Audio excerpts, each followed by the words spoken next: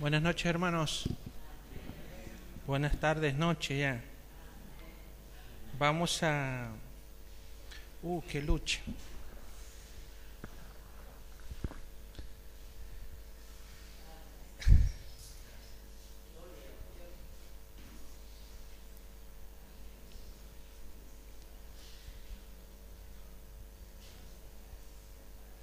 Vamos a tratar de...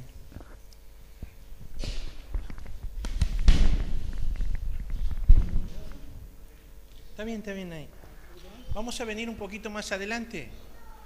Vamos a ocupar estos espacios. Vamos a platea preferencial. La que es más cara, la de adelante, cerca de la cancha. Bien. Eso. Ok.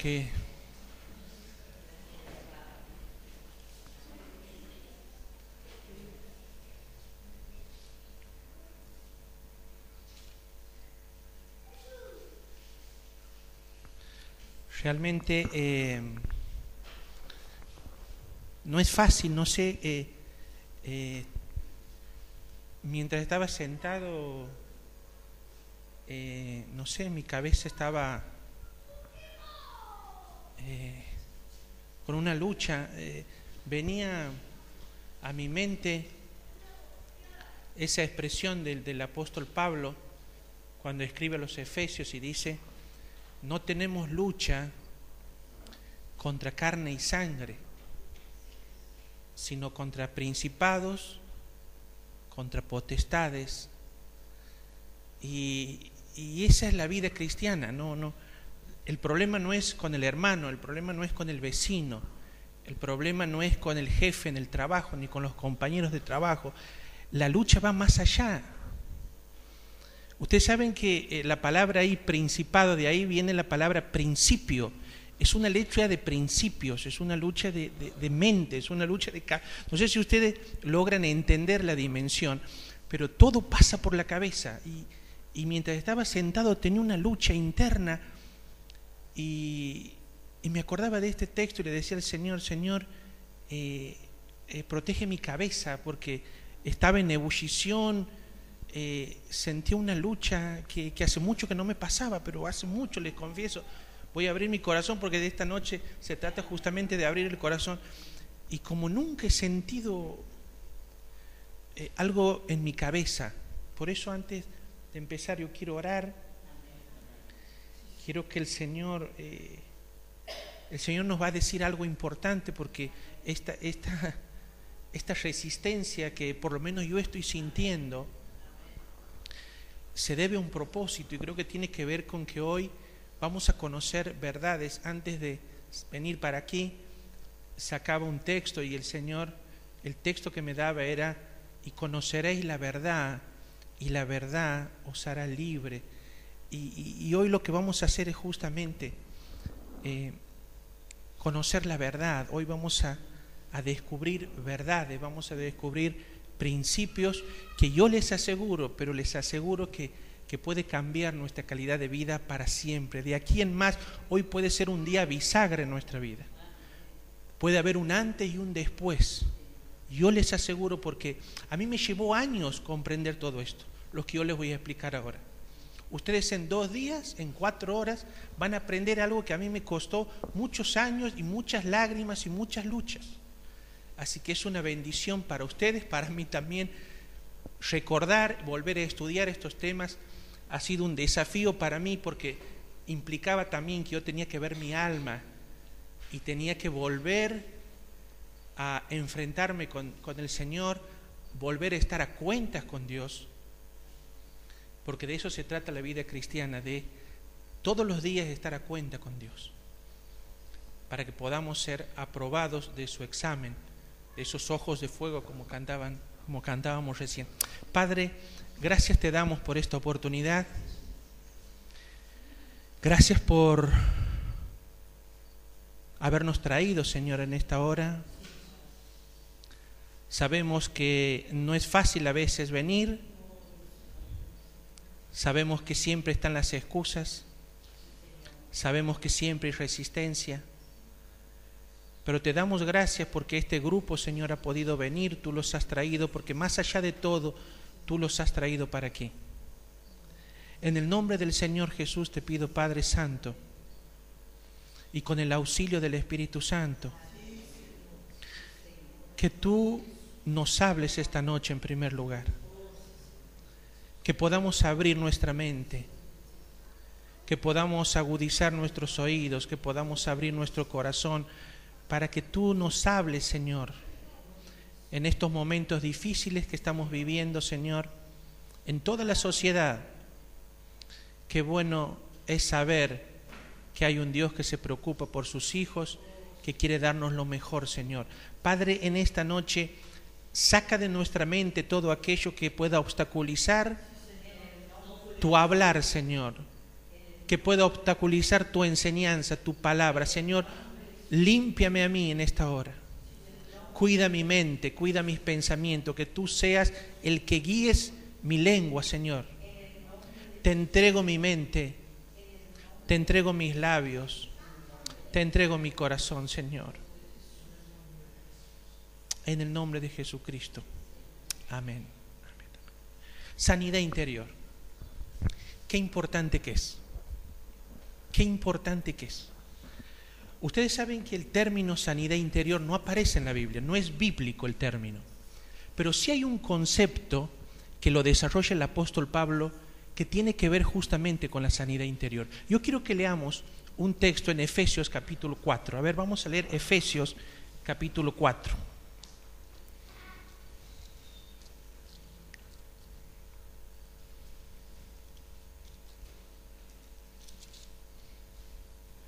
Efesios capítulo 4.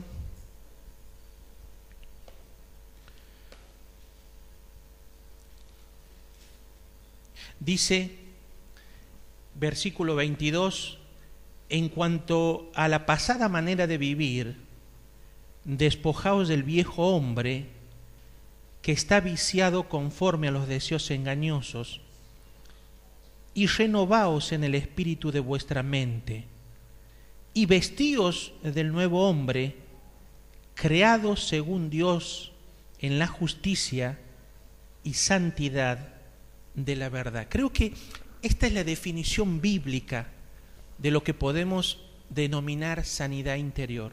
La sanidad interior es un proceso que tiene que ver justamente con despojarnos de ciertas cosas, renovar nuestra mente y vestirnos con nuevos atuendos. De eso se trata. Ustedes saben que hace muchos años, cuando mi vida cristiana estaba pasando por un momento muy difícil, yo me hacía la siguiente pregunta: ¿por qué los hijos de Dios no podemos vivir a la altura de las expectativas de Dios? ¿Por qué, si Dios ha trazado un plan para nuestra vida y nos ha dado un estándar de vida? ¿Ustedes saben cuál es el estándar de vida que Dios ha pagado el precio, ha prometido y ha provisto para sus hijos? Vida abundante. A ver, diga, vida abundante. Eso es lo que Dios quiere. Ese es el estándar. Mis hijos tienen que vivir una vida abundante. Ese es el estándar de vida que Dios quiere para nosotros. Ahora, la pregunta es: ¿por qué no logramos alcanzar esa vida abundante? Hay dos motivos fundamentales. Número uno, por ignorancia. Ignorancia significa no saber lo que tenemos que saber. Eso es ignorancia. La ignorancia es un estilo de vida que tiene que ver con la falta de compromiso, de conocer más acerca de las cosas de Dios. Eso por un lado. Pero por el otro lado, el otro factor que nos impide acceder a la vida abundante es la desobediencia. Y la desobediencia significa no hacer lo que sabemos que tenemos que hacer. ¿Por qué no logramos el estándar que Dios quiere? Dos razones, no hay más. O porque no sabemos lo que tenemos que saber, eso es ignorancia, o no hacemos lo que sabemos que tenemos que hacer, y eso es desobediencia. Mientras nosotros salgamos de la ignorancia y pongamos en práctica lo que el Señor quiere para nosotros, yo les aseguro que vamos a poder vivir ese estándar de vida que Dios quiere para nosotros, vida abundante. Diga, vida abundante. Eso es lo que Dios quiere. Eso es lo que Dios ha provisto para cada uno de sus hijos. Y no podemos alcanzarlo justamente porque desconocemos cosas. Y la ignorancia es el arma predilecta de nuestro adversario.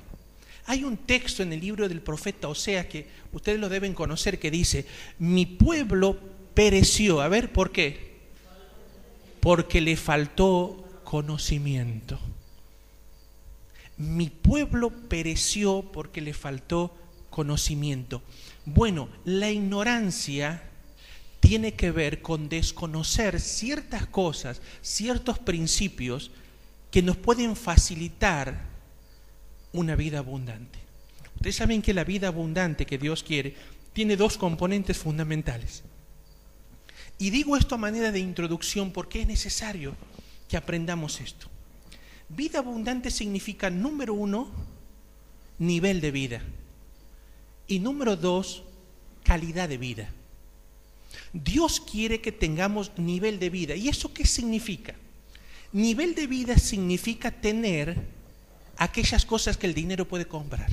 Dios quiere que tengamos todo lo necesario y fundamental para que nuestras necesidades básicas estén satisfechas.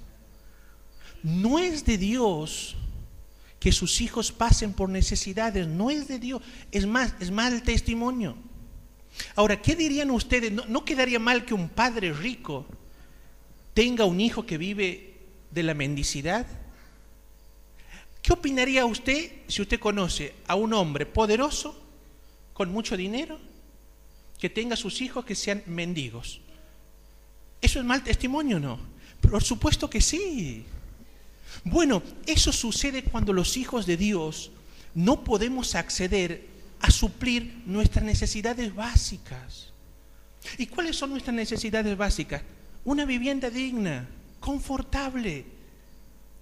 Dios quiere que tengamos una vivienda confortable. Dios quiere que tengamos un trabajo y que podamos tener una buena remuneración por el trabajo que hacemos. Dios quiere que tengamos un medio de movilidad digno, que no tenga que andar de la esquina un mecánico, 200 metros se para. Dios no quiere eso. Dios quiere que vivamos bien. Es fundamental que nuestro nivel de vida sea compatible con lo que somos, hijos de Dios. No es buen testimonio, hermano, que sus hijos pasen necesidades básicas a veces. Pero tiene que ver con otra cosa la vida abundante. No solamente tiene que ver con el nivel de vida, que tiene que ver con las cosas que el dinero puede comprar. Pero también vida abundante es calidad de vida, y eso significa tener aquellas cosas que el dinero no puede comprar. Tener paz interior. Tener objetivos cumplidos, tener metas, tener sueños y poder cumplirlo. Eso tiene que ver con cosas que el dinero no puede comprar. Dios quiere que tengamos una cama, pero también quiere que tengamos descanso. Dios quiere que tengamos una casa, pero Dios quiere que tengamos un hogar. Es decir, vida abundante significa tener aquellas cosas que el dinero puede comprar, y significa tener aquellas cosas que el dinero no puede comprar. La satisfacción interior, la paz, la tranquilidad, niveles bajos de ansiedad y preocupación. Todas esas cosas tienen que ver con la vida abundante que Dios quiere para nosotros. Nivel de vida, calidad de vida. ¿Por qué no logramos? Dos motivos. Ignorancia. No sabemos lo que tenemos que saber. Desobediencia. No hacemos lo que sabemos que tenemos que hacer. Ahí se sintetiza el gran dilema del cristiano. Ahora, uno de los grandes temas que el enemigo ha tratado de ofuscar o de obstaculizar que nosotros, la información llegue, es acerca de la sanidad interior. Porque escuche bien lo que voy a decir. Nuestro nivel de vida cristiana siempre va a ser proporcional a nuestro nivel de sanidad interior. ¿Qué significa esto? Que cuanto más sanos estemos interiormente, nuestra vida cristiana va a ser más victoriosa. Si mi nivel de sanidad interior es escaso, mi vida cristiana va a ser poco efectiva. Si mi nivel de sanidad interior es amplio, mi vida cristiana va a ser productiva. El enemigo no quiere que nosotros conozcamos verdades, porque la guerra espiritual es una guerra de verdad. Ustedes saben que la palabra verdad, yo les voy a ejemplificar. A ver, dame, Tere, la toallita esa. ¿Está transpirado? No importa. Ustedes saben que la guerra del cristiano es una guerra de verdad. Dice, conoceréis la verdad. ¿Y cómo dice? ¿Y la verdad? ¿Por qué? Porque el ser humano nace en esclavitud. Ya lo vamos a ver. Ustedes saben lo que significa verdad. La palabrita en el original griego es la palabra aletheia. Y aletheia significa, ¿saben qué? Descoser el velo. Sacar lo que oculta la auténtica realidad. Eso es verdad. Es un proceso por el cual descosemos el velo que esconde algo importante. Eso es la verdad. El enemigo siempre ha tratado de ocultar la verdad. Es más, el ser humano nace con la verdad encubierta. Y lo que propone el cristianismo es una guerra de verdad, porque durante mucho tiempo nos han mentido cosas. Entonces, lo que el Espíritu Santo quiere hacer es descoser el velo para que podamos ver la auténtica realidad. Y una de las grandes realidades que nos han sido ocultadas por mucho tiempo es la verdad de la sanidad interior. Ustedes saben que la palabra sanidad o sanar significa volver a unir lo que estaba roto. Eso significa sanidad, volver a unir lo que está roto. Y cuando uno habla de sanidad interior, significa volver a unir lo que estaba roto desde adentro hacia afuera. Ese es el proceso. Ahora, escuchen bien. ¿Cómo podemos definirla, la sanidad interior? ¿Se puede definir a la sanidad interior? Sí. Hoy vamos a tener 4 encuentros. Ahora vamos a ver acerca del concepto de lo que realmente significa la sanidad interior. Y después del break que vamos a tocar el primer punto, que tiene que ver con sanar nuestra herencia. Ya la vamos a explicar. Ahora lo que vamos a hacer es dar una definición, un concepto de lo que es la sanidad interior. Escuche bien, si tiene para anotar, anote. La sanidad interior es un proceso restaurador,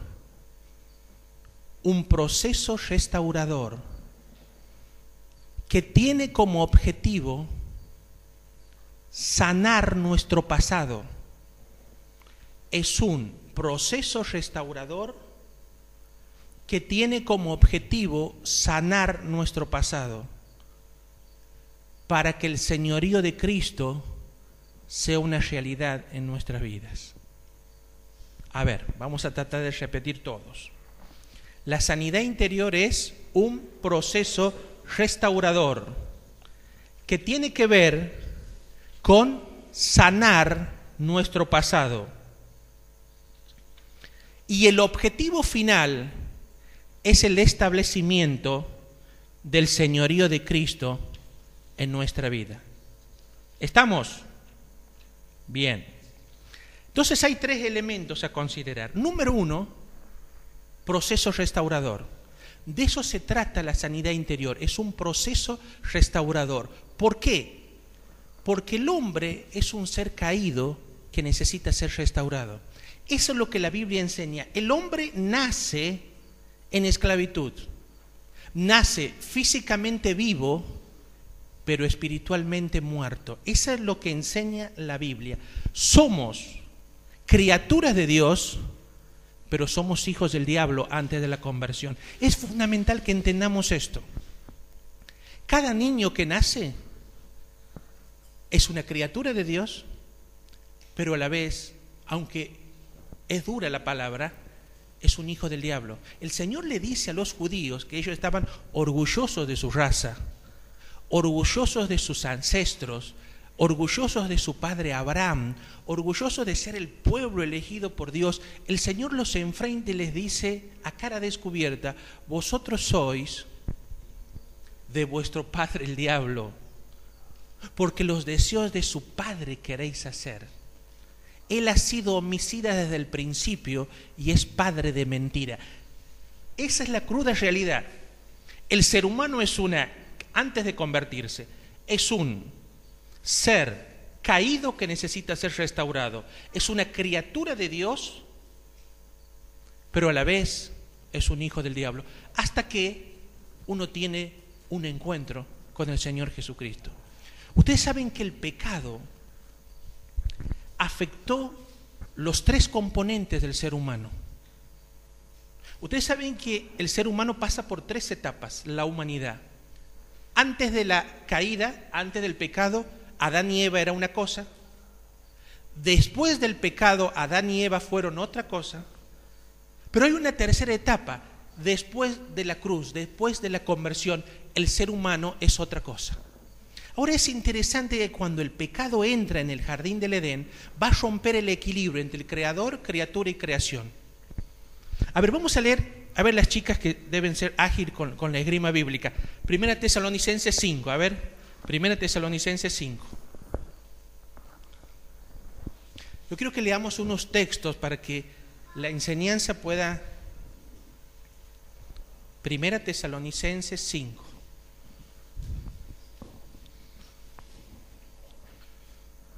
Versículo 23, a ver qué dice.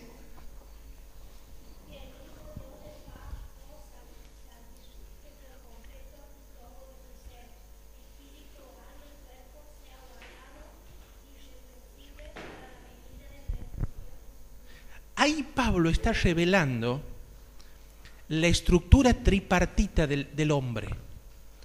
Según la perspectiva de Dios, el hombre tiene espíritu, alma y cuerpo. Ahora, es interesante que esta estructura tripartita, antes de la caída, tenía una misión específica. Y después del pecado, el pecado distorsionó estas 3 características y elementos del ser humano. Ustedes saben que el espíritu, antes de la caída, vamos a hablar antes de la caída, ¿cuál era el diseño original de Dios? Antes de la caída, el espíritu era el medio que Dios se comunicaba con Adán. A través del espíritu, cuando dice la Escritura que Dios sopló aliento de vida, le está infundiendo el espíritu. El hombre fue formado del polvo de la tierra y dice que Dios respiró en el hombre y le dio su aliento. Ese aliento es el espíritu del hombre. ¿Se entiende? Ese espíritu es la imagen y semejanza de Dios que tenemos todos los seres humanos. Todos los seres humanos tenemos la imagen y semejanza de Dios. Antes del pecado, Dios se comunicaba al hombre, a Adán, a través del espíritu. El espíritu controlaba el alma y el alma controlaba el cuerpo. Es decir, dentro del orden jerárquico de Dios, el espíritu es lo más importante, es el amo. El alma es el mayordomo y el cuerpo, vamos a ponerle una denominación, era el sirviente, era lo que hacía y recibía las órdenes de su amo, que era el espíritu.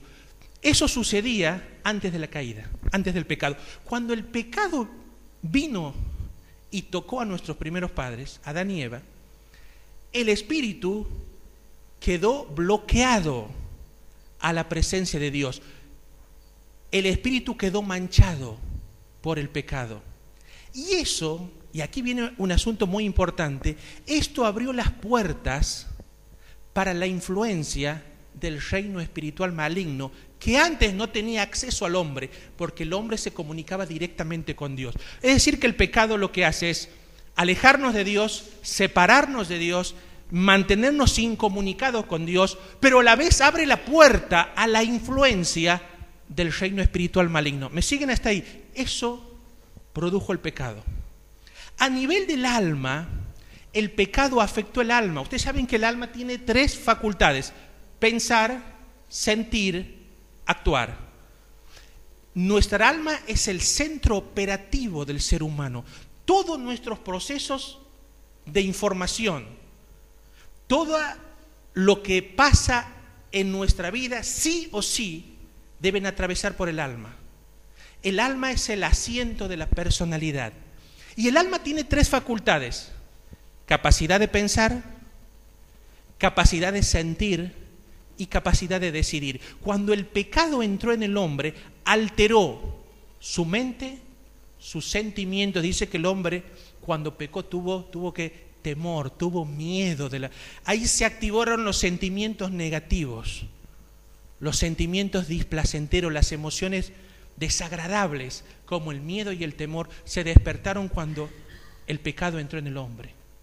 Pero a la vez también el pecado afectó nuestra voluntad y el hombre comenzó a transitar por el camino equivocado. ¿Por qué necesitamos sanidad interior? Porque nuestra alma está enferma por el pecado. Vamos a leer el Salmo 41:4. A ver, vamos a leer el Salmo 41:4.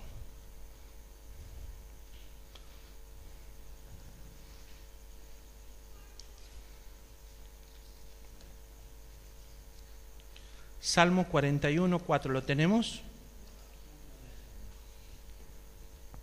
Dice: yo dije, Jehová, ten misericordia de mí, sana mi alma, porque contra ti he pecado. Sana mi alma. Ahí está la expresión sanidad del alma. Y aquí hay 2 principios que podemos aprender. Número 1, el pecado afectó la salud de nuestra alma. Todos necesitamos sanar nuestra alma porque tenemos pecado, porque hemos pecado. Y eso contaminó nuestra alma. Y en segundo lugar, necesitamos sanidad interior porque somos pecadores por herencia y también por experiencia. Es decir, el pecado alteró nuestra alma y como todos hemos pecado, todos necesitamos sanidad interior. Absolutamente todos. Ahora, escuchen bien. Habíamos dicho que la sanidad interior es un proceso restaurador. Necesitamos restaurar lo que está caído. Ahora, es interesante observar que cuando uno se convierte al Señor, cuando uno tiene un encuentro personal con Jesucristo, ¿qué es lo que pasa? El Espíritu Santo viene ¿a dónde? A nuestro espíritu. El Espíritu Santo desciende no a nuestra alma, no a nuestro cuerpo, sino a nuestro espíritu. Y desde ahí, la conversión, aceptar a Jesucristo como nuestro Salvador, es el primer paso de un proceso que implica, escuche bien, renovar el alma y restaurar el cuerpo. Habíamos dicho que el pecado afectó al espíritu, afectó el alma y también afectó el cuerpo. A partir del pecado se produjo un desequilibrio biológico.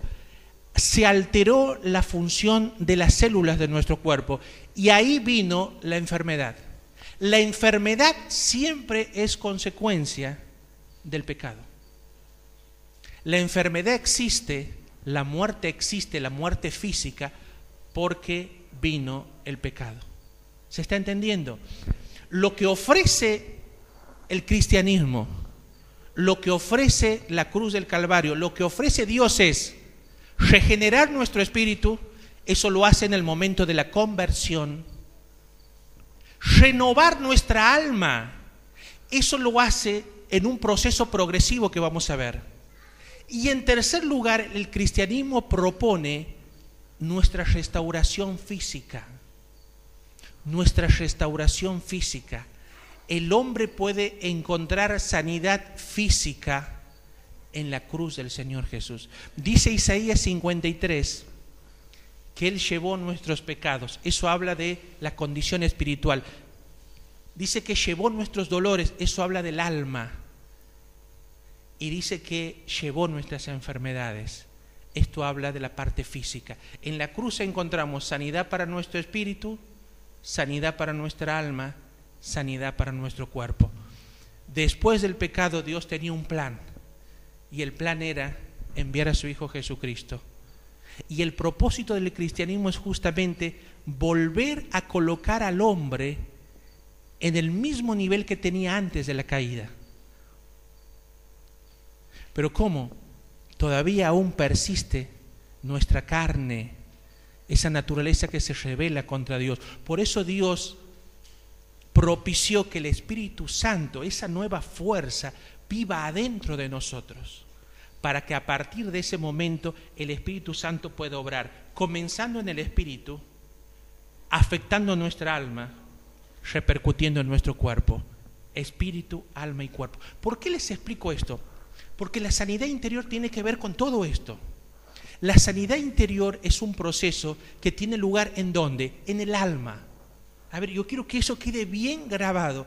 La sanidad interior es un proceso que tiene que ver con el alma, no con el espíritu, no con el cuerpo, sino con el alma. Sanidad interior significa sanar nuestra alma. ¿Se entiende? Entonces, sanidad interior es un proceso restaurador que tiene como objetivo sanar nuestro pasado.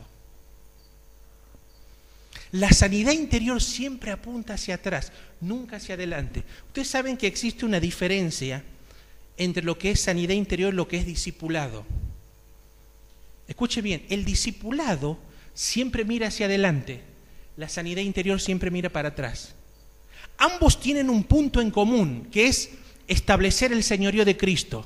Tanto el discipulado como la sanidad interior apunta a que Cristo sea una realidad como Señor en nuestra vida, no solamente como Salvador, que ya lo vamos a ver.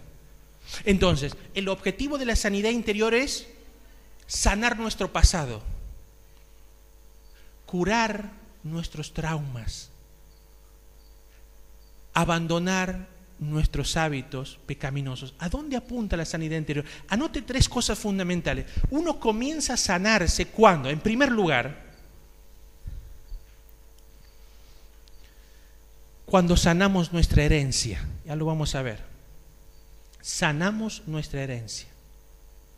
Número 2, cuando curamos nuestras heridas. Número 3, cuando abandonamos nuestros hábitos pecaminosos. Cuando uno quiere sanarse interiormente, tiene que pasar por estas 3 etapas. En primer lugar, sanar nuestra herencia. En segundo lugar, curar nuestras heridas. En tercer lugar, abandonar nuestros hábitos pecaminosos. ¿Se entiende? Eso es sanidad interior. Eso significa sanar nuestro pasado. Comenzar a purificar, y eso lo vamos a ver en la próxima reunión, comenzar a purificar las cosas y rasgos negativos que hemos heredado de nuestros ancestros. Significa sanar nuestras heridas, que todos tenemos heridas, que eso lo vamos a ver mañana. Y en tercer lugar, significa abandonar esos hábitos pecaminosos que muchas veces están tan adentro nuestro y que no nos permiten vivir la vida abundante, una vida cristiana victoriosa. ¿Se entiende? ¿Hay alguna pregunta con respecto a esta definición de sanidad interior? Sí.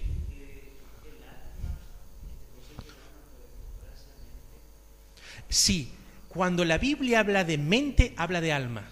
¿Por qué? Porque en la mente está la facultad para pensar, que es la facultad más importante que Dios le ha dado al ser humano. ¿Ustedes recuerdan lo que dice el Salmo 32:8? Escuchen lo que dice. Dice, te enseñaré, primero dice, te haré entender y te enseñaré el camino en que debes andar. Sobre ti fijaré mis ojos. Y luego dice, no seáis como el caballo y como el mulo, ¿cómo dice? Sin entendimiento. Es decir, que Dios habla al ser humano a través del entendimiento. La facultad más importante que tiene el hombre es su mente, sus pensamientos, porque Dios se revela a nosotros a través de nuestra mente. La mente es una facultad del alma.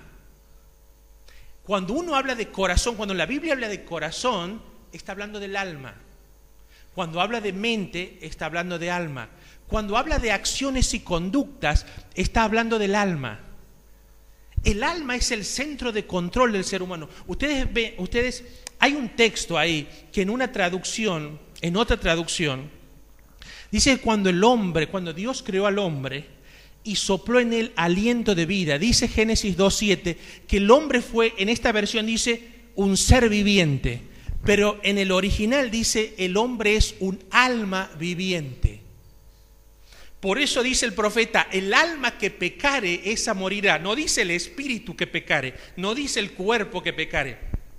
Porque el alma es la encargada de los procesos más importantes del ser humano. Toda la información que recibimos del entorno entra a través de nuestra alma. Nuestra alma la metaboliza, la digiere, y el alma, y aquí viene lo importante, es la encargada de elaborar la conducta humana. Ustedes saben que la palabra alma en griego es la palabra psique. De ahí vienen todas las palabras psicología, psicoterapia, psicofarmacología. La palabra psico o psique en griego es la palabra alma. Por eso la psicología que estudia la conducta. Ustedes saben que la palabra psicología significa estudio del alma, eso significa psicología. Ahora, ¿cómo la psicología estudia el alma? Si el alma es un elemento inmaterial, si el alma es algo que no se ve, ¿cómo puede la psicología estudiar el alma? A ver, ¿cómo la estudia? A través de la conducta. La psicología lo que estudia es la conducta humana. ¿Pero por qué le dicen estudio del alma? Porque en el alma se genera la conducta. Por eso es importante el alma. Porque ahí se genera la conducta. Por eso la sanidad interior tiene que ver con ¿qué? Con sanar el alma, sanar los pensamientos, sanar las emociones y sanar nuestra conducta. Eso es la sanidad interior. A eso apunta. Este proceso restaurador que implica la sanidad interior tiene tres características. Número 1, es espiritual. Ya lo vamos a explicar. Número 2, es gradual, es progresivo. Y número 3, es activo. ¿Qué significa? Requiere de nuestra participación. A ver, ¿cómo se renueva el alma? Si decimos que la sanidad interior implica renovar nuestra alma. A ver, sanidad interior significa renovar nuestra alma. Vamos a despertarnos. Sanidad interior significa... Ahora, ¿cómo hace el Espíritu Santo para renovar nuestra alma? A ver, vamos a pensar un poquito. ¿Cómo hace el Espíritu Santo para renovar nuestra alma en la sanidad interior? ¿Cómo se renueva el alma? A ver, algo hemos dicho recién. ¿Cómo podemos renovar el alma? ¿Cómo? Recibiendo cambio. Pero ¿cómo se genera el cambio? ¿Dónde empieza el cambio? En la mente. Es decir, renovar el alma significa renovar la mente. Por eso Pablo dice, despojaos del viejo hombre que está viciado, renovaos, como dice el texto que hemos leído, renovaos en el espíritu de vuestra mente. Este es el secreto de la vida cristiana y este es el secreto de la sanidad interior. La sanidad interior apunta a renovar nuestra mente. ¿Y renovar nuestra mente qué significa? Ir cambiándola, ir modificándola. Yo el otro día hablamos en la charla. El gran problema del cristiano, la gran guerra del cristiano es una guerra de mente, es una guerra de pensamiento. Ustedes imagínense al Señor Jesús. ¿A los cuántos años empezó el ministerio del Señor Jesús? ¿Ustedes recuerdan? ¿A los cuántos? ¿Cuánto? No, a los 30 años comienza su ministerio, muere a los 33 y medio más o menos. Usted imagínense, el Señor estuvo preparándose 30 años para su mensaje de presentación. Imagínense usted, el Hijo de Dios tenía que dar su primer mensaje, tiene que hablar en la iglesia de Barrio Aeropuerto el día tanto. 30 años. ¿Qué mensaje puede elaborar 30 años? Dice que el primer mensaje del Señor, ¿cuál es? El reino de los cielos se ha acercado, arrepentíos, creed en el Evangelio. Y yo decía la otra vez que la palabra arrepentimiento, ahí es la palabra metanoia, que significa cambia tu mente, cambia tu forma de pensar. El primer mensaje del Señor es, si ustedes quieren acceder a una nueva vida, si ustedes quieren que el reino de Dios sea una realidad en ustedes, primer requisito, cambia tu forma de pensar. Esa es la batalla del cristiano, es una batalla de mente. Ustedes saben que dicen las investigaciones que los seres humanos tenemos aproximadamente 50.000, entre 40.000 y 50.000 pensamientos por día. Entre 40.000 y 50.000 pensamientos por día. La guerra es, ¿qué hacemos todos los días con 40.000 pensamientos? Por un lado, el enemigo de Dios quiere capturar esos pensamientos. Fernando, vos tienes que mirar para este lado. Y todo ayer vino un paciente que lo atendí hace mucho tiempo, vino a una consulta y le explicaba justamente, estás mirando las cosas desde el lugar incorrecto. ¿En dónde estás focalizando tu mente? ¿En dónde estás focalizando tus 50.000 pensamientos diarios? Quien controla esos pensamientos, controla tu vida. Si el enemigo procura atraer esos 50.000 pensamientos al lugar correcto, tu vida va a ser un desastre. Pero si el Espíritu Santo logra capturar esos 40.000, 50.000 pensamientos y los dirige al lugar correcto, tu vida cristiana va a ser victoriosa. Es una guerra de pensamiento. Dice, no tenemos lucha contra carne y sangre, sino contra principios. Es una guerra de verdad y es una guerra de pensamiento. El campo de batalla es la mente. Y según quien controle tu mente, controla tu vida. Yo les dije esa poesía la otra vez, que yo la leí cuando era adolescente, habré tenido 17 años. Cuando leí esa poesía, jamás me voy a olvidar. Decía, si siembras un pensamiento, ¿recuerdan? Si siembras un pensamiento, cosecharás una acción. Si siembras una acción, cosecharás un hábito. Si siembras un hábito, cosecharás un carácter. Si siembras un carácter, cosecharás un destino. Nuestro destino, ¿de qué depende? ¿De dónde nace? En un pensamiento. A ver, es una guerra de pensamiento. Todos los días, cuando abrimos nuestros ojos, comienza la batalla. Y la batalla es, ¿a dónde vas a dirigir tus 40.000 pensamientos? ¿Hacia dónde? Si el enemigo logra seducirte y engañarte, vas a ir de mal en peor. Pero si el Espíritu Santo logra capturar tu forma de pensar, la va a guiar hacia el lugar correcto. Es una guerra espiritual, es una guerra de pensamiento. El sábado anterior yo les decía algo muy importante. Cuando Dios saca al pueblo de Israel, a esos 2 millones de personas, ellos salieron de Egipto, pero su mente jamás salió de Egipto. Sus cuerpos salieron de Egipto, pero su mente no. Cada vez que ellos pasaban por momentos difíciles, ¿qué hacían? Recordaban Egipto. ¿Para qué nos traes al desierto? ¿Acaso no había sepulcros en Egipto? Este maná nos está hartando, queremos carne, nos acordamos. ¿Te acuerdas vos, Moisés, del ajo, de los puerros, de las cebollas de Egipto? Era la mente.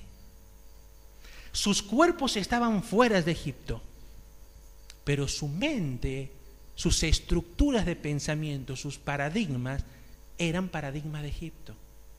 Y eso es lo que le pasa a los cristianos. Todavía tenemos estructura de Egipto.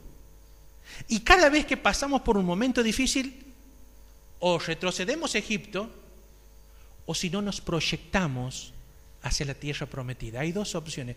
Ustedes saben que la estadística bíblica, escúchenme que esto es un dato tremendo, la estadística bíblica, yo lo saco de un pasaje que ya les voy a decir el fundamento, dice que el 17% de los cristianos, solo el 17% tienen puesta su mirada en el lugar correcto. El 17. Eso significa que de 100 cristianos que ustedes conocen, solo 17 tienen puesta su mirada y sus pensamientos en el lugar correcto. Ustedes recuerdan el episodio de Números capítulo 13 y 14, cuando los 12 espías van, 12 espías, uno de cada tribu. Escúcheme, no era cualquiera, no, era un príncipe de cada tribu. Era el mejor dotado, el que tenía más capacidad. Moisés lo selecciona y le dice, ustedes van a ir a revisar la tierra. Después de 40 días vienen 12. 10 de ellos no vamos a poder entrar a la tierra. Ahí están los gigantes descendientes de Anac. No vamos a poder, ni que se nos ocurra ir a tomar la tierra. En cambio, 2 personas, Josué y Caleb, el 17%. De 12 personas, 2 tenían puesto en el lugar correcto. Sí, es verdad, hay gigantes, pero con Dios, pan comido. Entonces Dios le dice, a causa de la incredulidad, ninguno de los que tienen 20 años para adelante van a poder ver la tierra, jamás, van a morir en el desierto. Y así fue, solo 2 pudieron entrar en la tierra, Josué y Caleb. Es decir, ¿a dónde diriges tu mirada? ¿A dónde diriges los 40.000 pensamientos diarios? Todos los días se ha comprobado científicamente que los momentos más importantes del día son los primeros 30 y los últimos 30 minutos antes de dormir. De las 24 horas diarias, hay una hora que es la más importante. Los 30 minutos cuando nos levantamos y los 30 minutos antes de ir a dormir. ¿Saben por qué? Porque nuestros primeros 30 minutos nos prepara la mente. Si usted tiene el buen hábito de meditar cuando recién se levanta, es una buena técnica para tener un día victorioso. Pero si usted no medita, no dedica sus 30 minutos a meditar y a saber a dónde va a dirigir sus pensamientos, es un día que va a ser nefasto. Y los últimos 30 minutos también son importantes, porque es cuando cargamos nuestro último segmento de información a nuestra mente y comienza a trabajar el subconsciente. El cuerpo descansa, la mente consciente descansa, pero el subconsciente no descansa, trabaja mientras dormimos. Entonces, si nosotros llenamos con buena información los últimos 30 minutos antes de ir a dormir, es muy probable que a la mañana siguiente nos levantemos mucho mejor que si los últimos 30 minutos de la noche lo cargamos con información insana. ¿Se entiende? 30 minutos al comienzo, los últimos 30 minutos antes de ir a dormir. Ese es el secreto. Cuando vos te levantas, el desafío es ¿a dónde van tus pensamientos?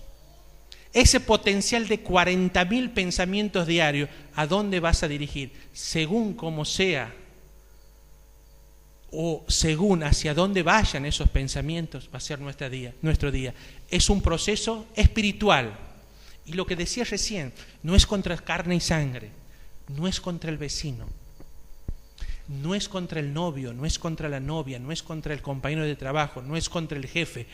Detrás de esa crítica, detrás de esa traición, detrás de esa estafa, no es con carne y sangre. Hay alguien que ha controlado la mente de ese ser humano y lo lleva por el lugar correcto. A veces sufrimos las consecuencias, pero no es contra carne y sangre. ¿Por qué? Porque la batalla es a nivel pensamiento. ¿Se entiende? En segundo lugar, decíamos que es un proceso espiritual porque tiene que ver con lo espiritual, con lo que no se ve. En segundo lugar, es progresivo. La sanidad interior no sucede de la noche a la mañana. Dice Proverbios capítulo 4, la senda de los justos, como dice, es como la luz de la aurora, que va en aumento hasta que el día es perfecto. Dice Pablo cuando escribe a los filipenses, el que comenzó en vosotros la buena obra, la perfeccionará hasta el día de Jesucristo. ¿Qué significa? Que la sanidad del alma es progresivo. No sucede de la noche a la mañana. Es algo que lleva tiempo. ¿Se entiende? Pero en tercer lugar, no solamente es espiritual, no solamente es progresivo, sino que también es activo, requiere de nuestra participación. Dios no puede hacer las cosas solo. No puede hacer las cosas solo. Una vez un pastor me dijo, Fernando, Dios se mueve con los que se mueven. Oh, me quedo grabado. Dios se mueve con los que se mueven. Existe un principio bíblico, que es el principio de las responsabilidades compartidas. Vos hacés tu parte y Dios va a hacer la parte de él. Yo hace mucho tiempo leí una expresión que decía así, escuche bien porque yo la tengo en una tarjeta. Yo tengo en mi escritorio, hay 4 tarjetas así en tamaño, que todas las mañanas las leo. Una de esas tarjetas, de las 4 que tengo, dice, Dios no hará nada de lo que vos tengas que hacer, pero hará todo aquello que vos no puedas hacer. ¿Qué significa? Hacé tu parte. Mientras vos hagas tu parte, Dios va a hacer la parte de él. El principio de las responsabilidades compartidas. Dios nunca... Ustedes saben que las bendiciones de Dios son condicionales. La salvación de Dios es por gracia y es incondicional, pero la bendición de Dios es condicional. ¿Qué significa? Tiene que haber una condición. ¿Y cuál es la condición? Obediencia. Si nosotros, lo que hablábamos recién, no vamos a poder acceder a la vida abundante si vivimos una vida de desobediencia.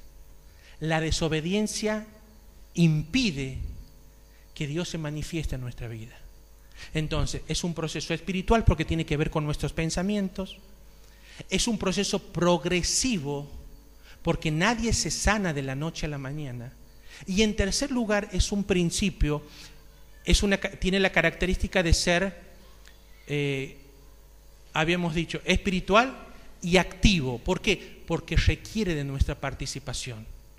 Dios no puede hacerla. Una vez en un libro que yo tengo en casa decía, Dios no puede hacer un violín Stradivarius sin la presencia de Antonio Stradivarius. Está bueno. Claro, Dios no puede hacer la obra de Fernando Rodríguez si Fernando Rodríguez no participa y no le pone la gana. ¿Me entiende? Dios no puede hacer un violín Stradivarius sin la participación de Antonio Stradivarius, que es el creador del violín. Es decir, Dios va a hacer las cosas cuando vos le digas, Señor, soy canal, aquí estoy, haz la obra. Si no, no puede hacer. Entonces, primero, es un proceso restaurador. Número 1, ese proceso tiene que ver con ¿qué? Con sanar nuestro pasado. Y habíamos dicho que hay 3 cosas que significa sanar nuestro pasado. En primer lugar, purificar nuestra herencia, sanar nuestra herencia, que lo vamos a ver después del break que vamos a hacer. En segundo lugar, significa curar nuestras heridas. Eso lo vamos a ver mañana. Y en tercer lugar, tiene que ver con abandonar nuestros hábitos pecaminosos. Entonces, es un proceso restaurador que tiene como finalidad sanar nuestro pasado. ¿Y por qué? Yo hace años, cuando enseñaba esto, yo me crié en una iglesia, hermano libre. El pastor conoce dónde estaba la iglesia donde yo me he criado, quién era mi pastor principal y mi gran maestro, mi primer gran maestro. Y cuando yo comencé a enseñar esto, una vez me dijeron, pero Fernando, el Señor ya sanó nuestro pasado. ¿Cómo? ¿Acaso? Me decían, ¿qué dice 2 Corintios 5:17? De modo que si alguno está en Cristo, nueva criatura es. Después, ¿qué dice? Las cosas viejas pasaron. Entonces me decían, Fernando, cuando uno se convierte, el pasado está sanado. No, eso no dice el texto. El pasado está perdonado, pero no está sanado. Es distinto. Cuando uno se convierte, el Espíritu Santo viene. Estamos hasta ahí. Pero no se borra la historia de mi vida. O ustedes conocen a alguien que se convirtió y se apagó el chip y se prendió la máquina nuevamente y empezó todo nuevo. No, lo que significa el texto ahí es que el pasado ya no tiene poder sobre mi vida. El pecado que me condenaba no tiene poder. El texto dice, las cosas viejas pasaron, no dice las cosas viejas sanaron. Las cosas viejas pasaron significa el pasado, Fernando, tu pasado está perdonado. Pero ¿quién borra de mi cabeza la traición? ¿Quién borra de mi cabeza? Ustedes saben que yo les comentaba el otro día a Marcelo y a Luciano de un caso verídico de un hombre adicto al alcohol que antes de ir a la campaña de Anaconda y convertirse, tiene una pelea seria con la esposa, la golpea a la esposa cansada de los malos tratos, va y lo denuncia a la policía, y él se va a la campaña, ahí en Parque, y se convierte. Dios hace una obra tremenda, y llega a la casa, ¿y quién lo está esperando en la casa? La policía.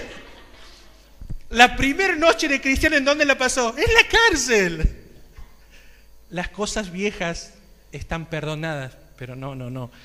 Ustedes saben que el pecado tiene consecuencias penales y tiene consecuencias naturales. Las consecuencias penales están en la cruz. Nadie puede condenarme por mi pecado pasado que ha sido confesado. Pero existen las consecuencias naturales. Yo conocí a un hombre cristiano que se convirtió, que fumaba antes de creyente 40 cigarrillos por día, 40. Se convirtió, dejó de fumar, pero sus pulmones estaban hechos pedazos. Consecuencias naturales. El que toma alcohol, ¿se puede convertir? Por supuesto. ¿Dios lo perdona? Y por supuesto. ¿Va a ir al cielo? Y por supuesto. ¿Y su hígado? Su hígado graso, su cirrosis, consecuencias naturales. Es decir, Dios trata en la cruz con las consecuencias penales de nuestro pasado, pero no trata con las consecuencias naturales. Eso es un proceso que lleva tiempo, en donde Dios te va sanando, Dios te va sanando, Dios te va sanando. ¿Se entiende? Entonces la sanidad interior es un proceso restaurador que tiene que ver con sanar nuestro pasado. Y el objetivo a largo plazo, ¿cuál es? Establecer el señorío de Cristo. Ustedes saben que el cristianismo, a los cristianos dice Hechos capítulo 12, que se los llamó por primera vez cristianos en Antioquía. ¿Y saben por qué a los discípulos le dijeron cristianos? ¿Ustedes saben qué significa cristianos? Tenemos que saber eso. Pequeños cristos. Esto significa ser cristiano. Cuando nosotros decimos, yo soy cristiano evangélico, si la persona sabe lo que significa ser cristiano y dice, Fernando, vos sos un pequeño Cristo, de Cristo no tienes ni... Qué feo, ¿no? Pero cristiano significa pequeños Cristos. ¿Cuál es el objetivo del Espíritu Santo? ¿Cuál es el deseo de Dios y la obra del Espíritu Santo? Pablo lo dice cuando escribe a los Gálatas, dice, hijitos míos. Claro, los Gálatas habían vuelto para atrás, habían retrocedido, habían sido seducidos por la ley. Entonces Pablo escribe y dice, hijitos míos, dice, estoy harto. Ya. Lo hace de una forma delicada, le dice, por quienes vuelvo a sufrir dolores de parto. Y después hay una expresión, ¿ustedes recuerdan lo que dice? Hasta que Cristo sea formado en vosotros. Oh, qué expresión. Dice, estoy sufriendo por ustedes, pero mi sufrimiento va a tener fin cuando ustedes vivan la vida de Cristo, hasta que Cristo sea formado en vosotros. Ese es el objetivo del cristianismo. Ese es el objetivo final del ministerio del Espíritu Santo. Formar a Cristo dentro de nosotros. Vivir vidas cristianas, pequeños Cristos. Vuelvo a repetir, el cristianismo no es una religión fría, no es una doctrina sin vida. El cristianismo es un estilo de vida. Ahora vamos a decirlo, estilo de vida. El cristianismo no es religión. El cristianismo no es religión. El cristianismo no es doctrina. El cristianismo es una forma de transitar la vida, en donde en lo posible tenemos que tratar de ser como Cristo. Ese es el cristianismo. Una vez un pastor, yo me voy a sentar, estoy cansado ya. Una vez un pastor pentecostal, yo estaba en Córdoba, estaba pasando por un momento difícil. Córdoba fue una bendición, pero también tuve una serie de inconvenientes en Córdoba, y me fui a hablar con este pastor, y él me dijo algo que en ese momento no entendía. Con el tiempo logré entender. Él me dijo: Fernando, hay áreas de nuestro corazón a las cuales hay que predicarles el Evangelio. Yo lo miré. Áreas de nuestro corazón a las que hay que predicarles el Evangelio. No entendía nada, pero tiempo después entendí lo que quería decir. Hay áreas de nuestra vida que todavía no tienen el señorío de Cristo. Ustedes saben que Jesucristo es Salvador de todos. Todos los que un día aceptaron a Jesucristo como Salvador, Él es el Salvador, pero no es Señor de todos. Una cosa es ser Salvador y otra cosa es ser Señor. Dice Lucas capítulo 6, versículo 46, palabras del Señor: ¿por qué me llamáis Señor, Señor, y no hacéis lo que digo? Siempre el señorío de Cristo tiene que ver con la obediencia. Si soy desobediente, jamás va a poder ser mi Señor. Ojo, el cielo lo tengo asegurado, ¿no? Él es mi Salvador, el Espíritu Santo está en mí, está todo bien. Pero mi vida en la tierra jamás va a ser la vida abundante. Pero tengo otra posibilidad.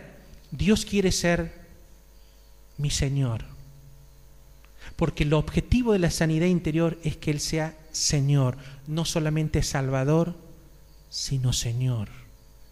Y ese es el desafío, que sea nuestro Señor. Dios va a ser Señor cuando nosotros nos sanemos. Yo lo dije la otra vez, el Espíritu Santo no puede gobernar un área si no está sanada. Una herida no sanada es un lugar del diablo, no es un lugar de Dios. Por eso es necesario la sanidad interior, para que sanemos esa herida y el señorío de Cristo pueda ser una realidad. Dios quiere ser Señor en cada área de nuestra vida. Hay áreas de nuestro corazón que es necesario predicarles nuevamente. Y es verdad, yo lo entendí después. Qué razón que tenía Juan, el pastor Juan. Hay áreas, nunca me olvidé, ¿no? A pesar de que no le entendí al comienzo, nunca lo olvidé la frase. Hay áreas de nuestro corazón a las que hay que predicarles el Evangelio. Eso me quedó grabado para siempre.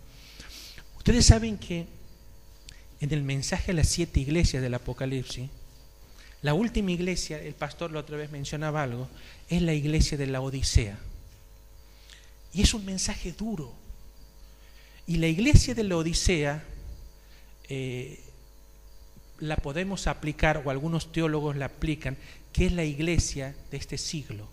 Es la última iglesia, la iglesia de la Odisea. Una iglesia fría, una iglesia que tenía edificio, una iglesia que se jactaba por lo que tenía, pero una iglesia que había cometido el peor de los pecados. ¿Saben cuál es? habían dejado al Señor afuera de la puerta. Y hay un texto que siempre se usa para predicar el Evangelio, que ustedes lo deben conocer, pero no es un texto para inconversos, es un texto para creyentes. ¿Cómo dice, pastor? ¿Se acuerda usted? He aquí, yo estoy a la puerta y llamo.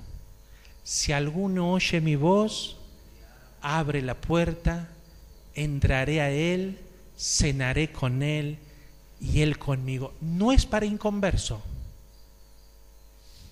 es para creyentes, porque el mensaje va a la iglesia. Ahora, escuchen bien, una iglesia que lo tenía todo, pero que tenía al Señor puertas para afuera. Mi gran maestro, uno de mis grandes maestros, cuando hablaba de este texto decía: el Señor está a la puerta llamando, y yo le llamo la paradoja, decía él, la impotencia del omnipotente. ¿Cómo? La impotencia, porque Él está golpeando. Él necesita que le abran la puerta. Es la impotencia del omnipotente. Él puede entrar, Él puede hacer todo, pero no puede entrar al corazón. No puede entrar en la vida de aquel que le ha cerrado la puerta. No puede. Porque, como decía la otra vez, el picaporte está del lado de adentro, no de afuera. La impotencia del omnipotente. He aquí, yo estoy a la puerta y llamo. Si alguno oye mi voz y abre la puerta, entraré a él, cenaré con él y él conmigo. Oh, tremendo. Él está a la puerta, porque quiere ser nuestro Señor, no nuestro Salvador. Él quiere algo más. Quiere ser el Señor y sentarse en el trono. No sé si ustedes alguna vez escucharon hablar de Federico Meyer. No sé si usted, pastor, alguna vez ha leído un libro de Meyer. Meyer fue un gran hombre de Dios que nació en Londres en el siglo XIX, 1847. Un hombre de Dios tremendo. A los 8 años él siente el llamado de Dios, se prepara en la universidad para ser ministro. A los 23 años es un gran ministro de Dios en Londres. Es uno de mis escritores predilectos. Meyer, dicen los biógrafos, que predicó más de 16.000 sermones y escribió más de 40 libros. Gran parte de los libros han sido traducidos al castellano, aproximadamente unos 18, 19. Entre los 18 y 20 años yo leí toda la colección de Meyer. Ha sido un hombre que marcó mi vida tremendamente, Federico Meyer. Meyer cuenta su testimonio, que cuando él tenía 37 años, escuchen bien, 37 años, dice, él era pastor, invita a 2 jóvenes deportistas muy famosos de Inglaterra. Uno se llamaba Carlos Stud y el otro se llamaba Stanley Smith. Dice que cuando los invita a predicar a estos 2 jóvenes que se habían alistado para ir de misioneros a la China, dice que Meyer veía en ellos algo que él no tenía. Decía que tenían un gozo, una paz, una vida exultante, y Meyer cuenta en su testimonio y dice: ellos tenían algo que yo no tenía. Después que los invita a predicar al otro día a las 7 de la mañana, cuenta Meyer que va a verlos a la pieza. Estaba la luz prendida, entra a la pieza de ellos y ellos se habían levantado a las 4 de la mañana a leer la escritura. Entonces Meyer se acerca y le dice: miren, yo entregué mi vida al Señor a los 8 años, soy un pastor hace mucho tiempo, he estudiado en la universidad, pero yo veo que ustedes tienen algo que yo no tengo. Y estos 2 jóvenes le dijeron: señor Meyer, ¿usted entregó su vida a Dios completamente? Por supuesto, le dice. Me he consagrado a Dios y sirvo a Dios desde adentro de mi alma, le dice. No nos estamos refiriendo a eso. Señor Meyer, ¿usted entregó cada área de su vida al Señor? Y dice que Meyer abrió los ojos y nunca había escuchado algo así. Pero sí, yo entregué mi vida al Señor, pero una entrega total, no. Si usted hoy no disfruta del señorío de Cristo es porque hay áreas de su vida que todavía no ha entregado a Dios. Y dice que Meyer ese mismo día fue a su aposento, se arrodilló y comenzó a orar. Y comenzó a decirle: Señor, quiero entregarte cada área de mi vida. Y cuenta él en uno de sus libros que dice que mientras estaba orando, él se imaginó o sintió la presencia de Jesús en el costado de su cama. Y sintió en su espíritu que el Señor le decía: hijo mío, dame todas las llaves de tu vida. Y dice que Meyer le entrega todas las llaves y el Señor le vuelve a preguntar: hijo querido, ¿estas son todas? Sí, Señor, estas son todas. Querido hijo, ¿estas son todas? Y dice que Meyer sintió adentro de su alma que había una llave que todavía no le había entregado. Y dice que el Señor le dice: si no me entregas todas, no me entregues ninguna. Porque si no confías en todas, es porque desconfías de mí. Y dice que él se imagina y cuenta que el Señor Jesús se da media vuelta y cuando empieza a dar unos pasos, Meyer dice: Señor Jesús, aquí está. Esta es mi llave más mimada. Esta es mi área predilecta, Señor, te la voy a entregar. Y dice que entregó la última llave del llavero. Y dice él en su libro: a partir de ese momento, mi vida cambió completamente. Y Meyer pasó a ser el gran Meyer cuando entregó la última llave. Ahora, no es cierto, hermanos, a ver, vamos a sincerarnos. No es cierto que hay áreas de nuestra vida que todavía no le hemos entregado a Dios. Porque si todavía no hemos logrado el estándar de Dios, es porque hay áreas que todavía Él no controla. Hay áreas de nuestra alma que todavía Él no controla. Y la sanidad interior tiene que ver con esto, con entregarle todas las llaves. O le entregamos algunas o le entregamos todas. Dios quiere que le entreguemos todas las llaves. Yo traje hace mucho tiempo, yo siempre digo hace mucho tiempo, lo que pasa es que es verdad, hace mucho tiempo, yo durante algunos años, mientras estudiaba, sacaba notas, apuntes, subrayaba libros, encontraba poesía y las archivaba. Y esta es una poesía que archivé hace muchos años. Aquí tengo una hoja de mi carpeta, ahora están la mayoría en computadora, pero aquí más o menos está una hoja, aquí oración de San Francisco, y aquí tengo frases, citas, tengo un archivo, bueno. Y tengo una poesía que hace muchos años yo la encontré y la escribí, y la modifiqué un poquito. Y tiene que ver justamente con esto de ir entregando a Dios las llaves de nuestra vida. Y tiene que ver con esto de este proceso progresivo de la sanidad interior. No es de la noche a la mañana. Escuche lo que dice la poesía. Es muy cortita. Durante mucho tiempo viví para mí.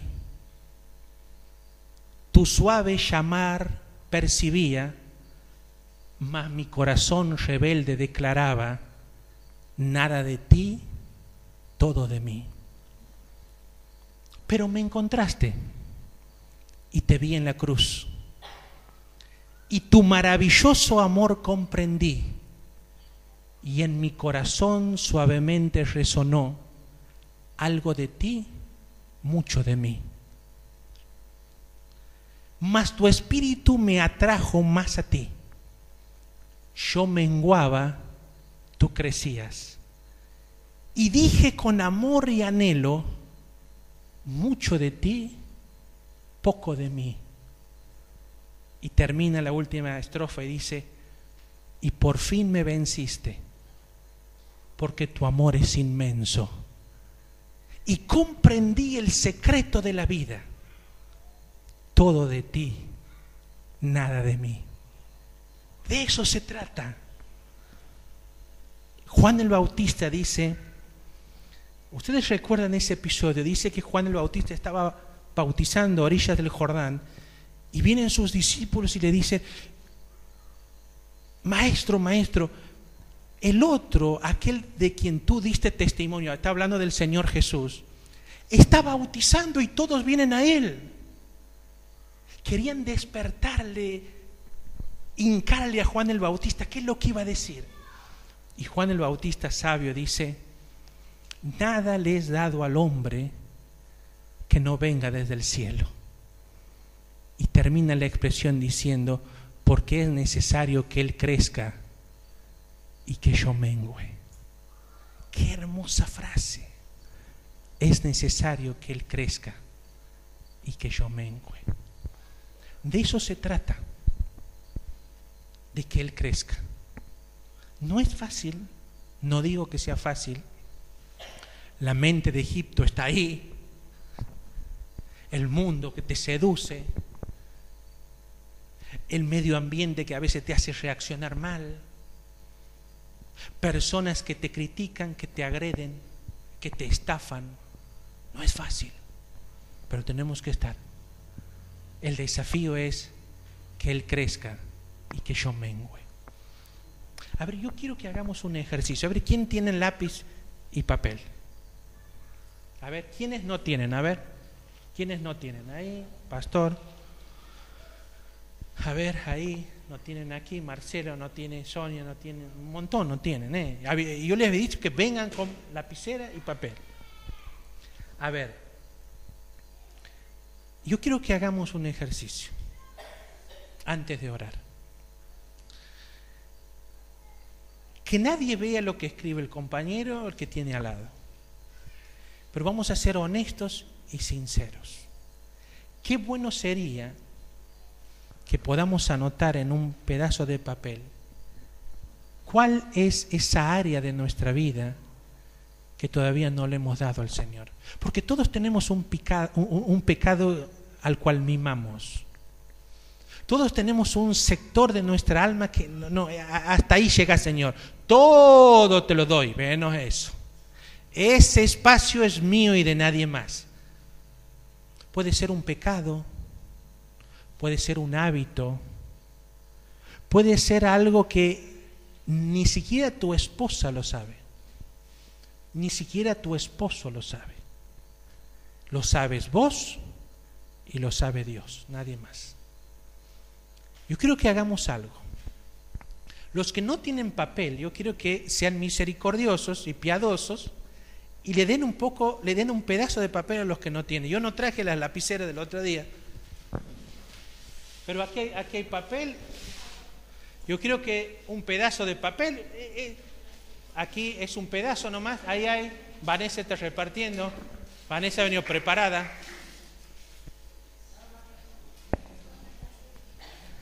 Una lapicera.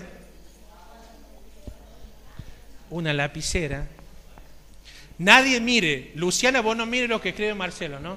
Marcelo, vos no veas lo que escribe Luciana, ¿no? Nadie mire al que tiene al lado. Si usted es honesto, si usted es sincero, si usted no vive todavía la vida abundante, es porque tiene áreas de su vida que todavía no ha entregado al Señor. Yo quiero que la anote, que la guarde, y vamos a hacer un acto simbólico. A ver, ¿quién tiene un encendedor? ¿Nadie tiene un encendedor? Eso no significa que fume, ¿no? Uno puede tener un encendedor, pero nadie tiene. Bueno, o si no, hagamos, pero lo tenemos que hacer ahora. La idea es hacerlo ahora. Si no, después nos vamos a ir a la casa y no lo vamos a hacer. La idea es que anotemos eso que todavía es nuestro y no es de Dios todavía. que hagamos, lo doblemos y lo quememos delante de Dios para decirle: Señor, aquí está, te lo doy. Esto es. Puede ser el nombre de una persona, alguien que tenemos y nos duele quizás recordarlo, algo que, una acción, un hábito, algo. Todos tenemos cosas que solo Dios sabe. Y tenemos áreas que todavía no le hemos entregado al Señor. Entonces el desafío es anotarla, nadie ve, dejar cosas, algo que te haya, puede ser un hábito exactamente, pero que todavía te domine, ¿no? Algo que todavía no lo puedas controlar. Puede ser actual, de hace un año, 2, 10, 20 años. Vamos, no hay lapicera, ¿no? Bueno, los que ya han anotado, pasen. No, yo no veo, la Lorena me mire, no voy a ver Lorena. Los que tienen lapicera, pasan a los que no tienen lapicera y van anotando, ¿sí? Hoy vamos a decirle al Señor: todo de ti, nada de mí. ¿Qué les parece? Todo de ti, nada de mí. La Sonia tiene como 18 papeles.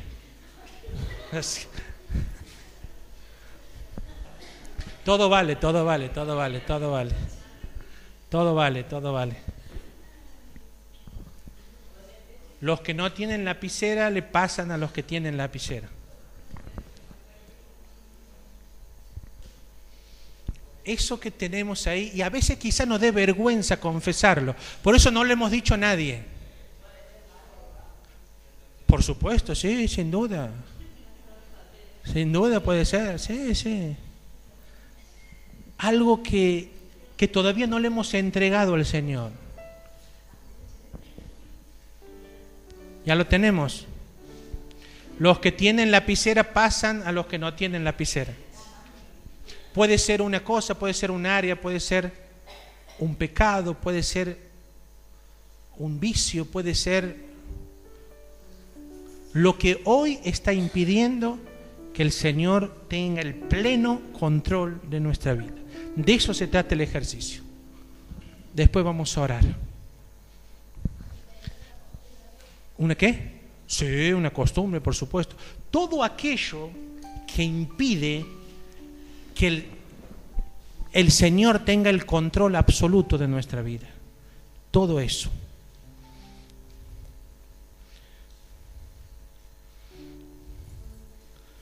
Los partidos del domingo que me impiden. Todavía no le entregó al Señor los partidos. El clásico del domingo todavía no lo he entregado al Señor.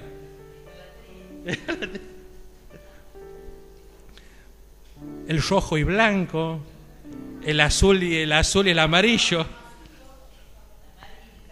Mañana van a perder, ¿saben cómo, no?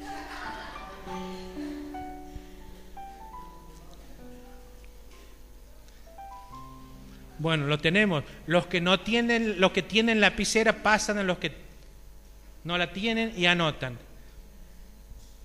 Miguel, ¿hay posibilidad de conseguir un encendedor? ¿Sí? Bueno. ¿Y está? ¿Encendedor hay?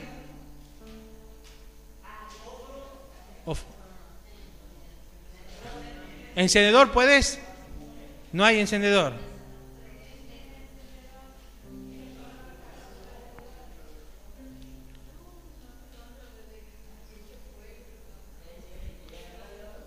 Bueno, vamos a hacer una cosa. Yo voy a pasar, voy a recoger y lo voy a leer. No. Vamos a hacer una cosa. Lo vamos a poner aquí, vamos a orar y después simbólicamente lo vamos a quemar. ¿Le parece bien? Pero tenemos que conseguir un encendedor, mi amor, en casa y encendedor. Y los cigarrillos, tráemelo también. Bueno, vamos a ir a tener un encendedor. Sonia, ¿vos no tienes encendedor en tu casa? Ah, chispero. ¿Marcelo dónde va? Ah, va a buscar encendedor, bueno. Sí, Marcelo quiere quemarlo. Bueno, la idea es simbólicamente, y esto Dios lo va a tomar. Ustedes saben, yo les voy a contar mi testimonio, una parte de mi testimonio. Cuando yo tenía 17 años, me invitan a un campamento. Yo me convertí al Señor a los 8 años. Pasaron muchos años, andaba perdido ahí en el desierto, y a los 17 años me invitan a un campamento en Buenos Aires, año 1985, 20 de enero, nunca me voy a olvidar esa fecha, 20 de enero de 1985. Y ese día el Señor toca en un campamento, la noche del fogón le llamaban. ¿Está, Marcelo? Bueno, meta, ya vamos a... Escuchen esto que puede ser interesante. Yo tenía 17 años, una vida no tan desordenada, pero una vida que no estaba en orden. Tenía algunos vicios, no voy a decir cuáles, está mi señora aquí, aunque ella me conoce. No. Uno de los vicios tenía 2 vicios. Me gustaba jugar a la villa y ya empezaba a jugar por plata. Ya no me gustaba, era buen jugador. Y hablaba muchas malas palabras. Dios. Ese día, en el fogón, me acuerdo que el predicador, con un poder de Dios, nos invitó a entregar nuestra vida a Dios. A pesar de que éramos salvos, la invitación era a entregarle todas las áreas de nuestra vida a Dios. Y yo sentí en mi corazón ese día entregarle toda mi vida a Dios. 17 años. Y una de las cosas mientras oraba mi lucha era: Señor, yo quiero servirte, yo quiero hacer las cosas bien, pero me gusta mucho la villa. Así le decía, así es donde... Y hablo muchas malas palabras. Y el predicador nos invitaba a ir hasta el fuego y entregar eso que nosotros no podíamos controlar, eso que era más fuerte que nosotros. Y ese día yo entregué mi amor por la villa y mi vicio de hablar malas palabras. Impresionante fue cómo el Señor tomó eso y se comprometió. Y esto quiero que esto les quede en la cabeza. Cuando uno se compromete y le dice algo a Dios, Dios también se compromete y te va a buscar. Si vos le has dicho: Señor, yo quiero servirte, bueno, tomo la palabra, te dice el Señor. ¿Quieres servirme? Te necesito limpio. ¿Quieres servirme? Empiezo el trabajo y empieza a hurgar. Y uno dice siempre, a mí los pacientes cristianos me decían: Fernando, me entrego al Señor y aumentan los problemas. Bien, eso significa que Dios está trabajando. Cuando uno se entrega a Dios y empiezan a saltar cosas, es una buena señal, porque el Señor está haciendo limpieza. Como decía la otra vez el pastor, está podando la vid para que lleve fruto, más fruto, mucho fruto. Está podando la vid. Entonces Dios se va a comprometer. Si vos hoy te comprometes y le dices: Señor, aquí está mi pecado, aquí está mi área, Dios se va a comprometer a que esa área, tarde o temprano, va a pasar a sus manos. ¿Estamos?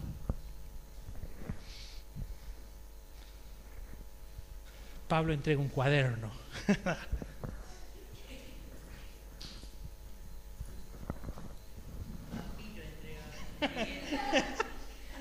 Un papiro. A ver, teneme.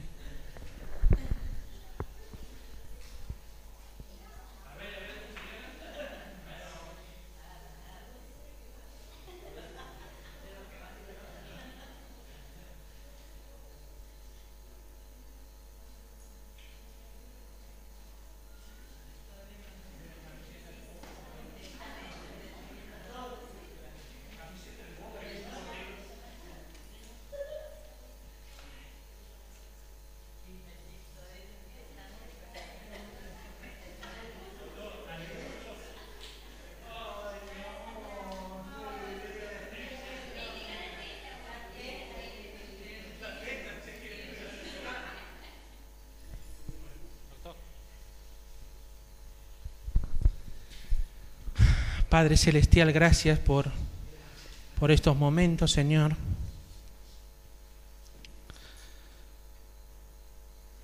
Gracias porque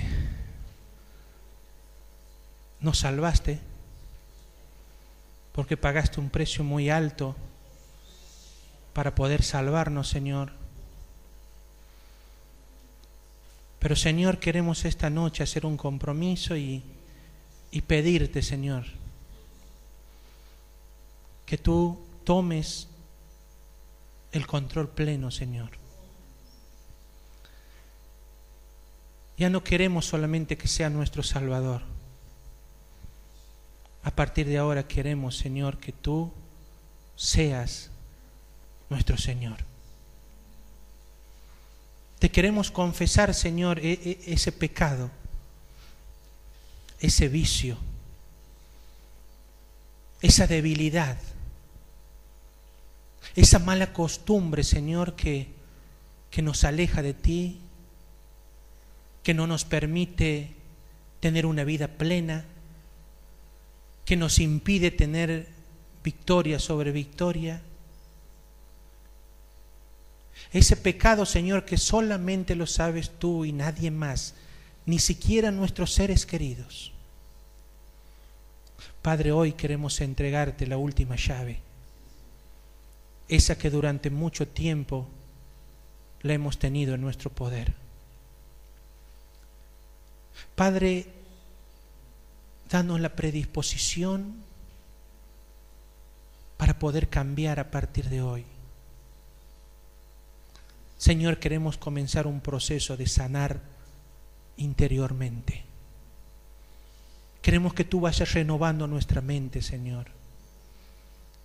Queremos que tú vayas cambiando nuestra forma de pensar para poder ser cristianos victoriosos y vivir a la altura de tus expectativas una vida abundante, calidad de vida y nivel de vida, Señor. Eso te pedimos. Y por eso entregamos, Señor, esa llave preciada que nos da vergüenza quizás, pero te la entregamos en el nombre del Señor. Queremos hacer nuestra aquella poesía, Señor. Al comienzo de nuestra vida, todo de mí, nada de ti. Pero conforme vamos viviendo la vida cristiana, algo de ti, mucho de mí. Pero esta noche queremos rendirnos, Señor, y decir de una vez por todas, todo de ti, nada de mí. Señor, ayúdanos, somos débiles. La carne todavía nos acecha, nos seduce, nos tienta. Cuida de nuestros malos pensamientos, Señor. Cuida cada pensamiento que viene a nuestra cabeza. Queremos vivir una vida distinta, Señor, a partir de hoy, a partir de este proceso restaurador, en donde vamos a sanar nuestro pasado para que tú puedas transformarte en el Señor de nuestra vida. Padre, ayúdanos, háblanos, que tu Espíritu Santo nos redarguya, que tu Espíritu Santo nos hable y nos ministre, Señor. Te pedimos estas cosas en el nombre de Jesucristo. Amén, Señor. Amén. Bueno, vamos a